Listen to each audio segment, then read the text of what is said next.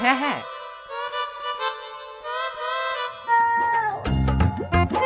পাঠাচ্ছি। এই এলে তোরা সবাই এক পিস করিলি।